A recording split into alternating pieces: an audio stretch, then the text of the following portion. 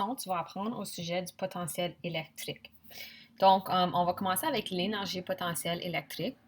Ça, c'est une énergie qui est emmagasinée dans un système qui a deux charges situées à une distance de r l'une de l'autre. On utilise encore le r. Puis, on peut aussi dire que c'est de l'énergie emmagasinée dans un champ électrique qui peut accomplir un travail sur une particule de charge positive. Okay? Donc, quand la charge est positive, ton travail va être positif, puis quand ta charge est négatif, ton travail va être négatif. Okay? Donc, c'est pour ça que l'énergie électrique, je dois accomplir un travail. Le travail, c'est le W. W, c'est la force fois la distance. Puis, tu as appris dans la leçon précédente que ton champ électrique, c'est ta force électrique divisée par la charge, ou tu peux dire que ta force électrique, c'est ton champ fois ta charge. Donc ici, on remplace la force électrique qui est ton champ fois ta charge. Donc ici, j'ai la formule pour l'énergie potentielle électrique. Okay?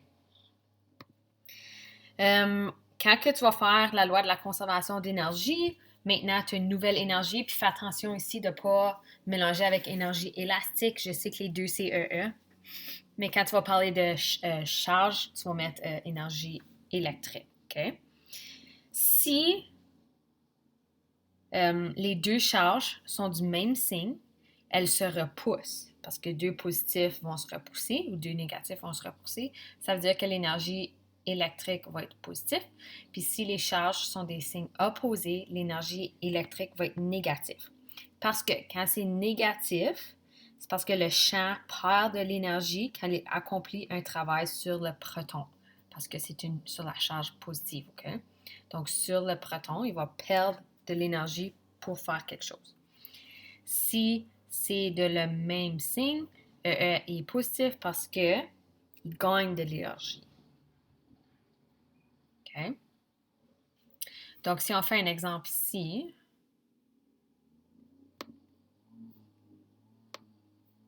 okay. Donc, une particule chargée immobile au début se déplace dans un champ électrique uniforme. Calcule la variation d'énergie potentielle électrique attribuable au mouvement d'un proton, donc la charge positive, lorsque le champ électrique a une intensité de 250 newtons par coulomb et que le proton a une charge de 1,6 fois 10 à la négative 19 coulombs.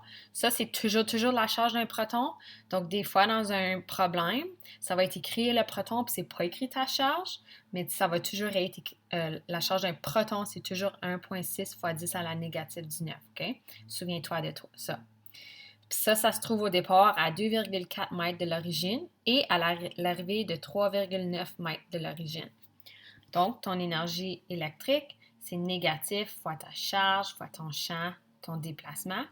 Donc, ici, ton déplacement, ça va être 3,9 moins 2,4. Donc, j'ai fait un déplacement total de 1,5 mètres.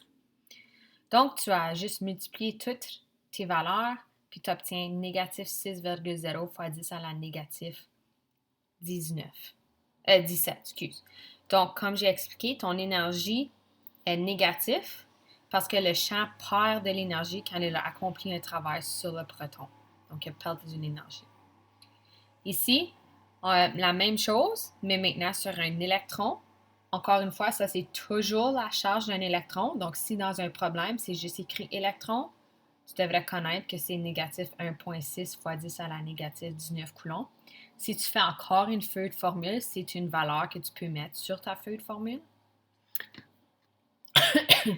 Donc, ça va être les mêmes données, mais je vais avoir un négatif ici. Donc, ma réponse finale va être positive. Puis, elle est positive parce que je vais gagner de l'énergie pour accomplir le travail. Puis C, calcule la variation d'énergie potentielle électrique pour un électron accéléré dans un champ électrique qui a la même intensité, mais un sens opposé à celui en A et en B. La position initiale de l'électron est 2,4 de l'origine et sa position finale est 5,0 mètres de l'origine. Donc, c'est les mêmes choses, mais ton déplacement a changé. Donc, je vais changer ma valeur ici. Puis, on dit que l'intensité du champ est du sens opposé, donc ça va être négatif parce que le champ il est vectoriel. Donc, je devrais avoir des flèches ici. Donc, je vais avoir un négatif. Donc, parce que j'ai un négatif, ça veut dire que le champ il a perdu de l'énergie quand il a accompli le travail.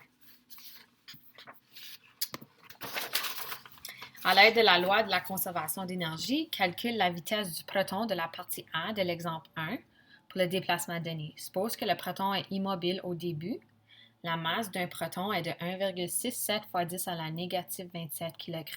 Ça aussi, cette valeur-là, la masse du proton, devrait être ta feuille de formule si tu en as une. Okay?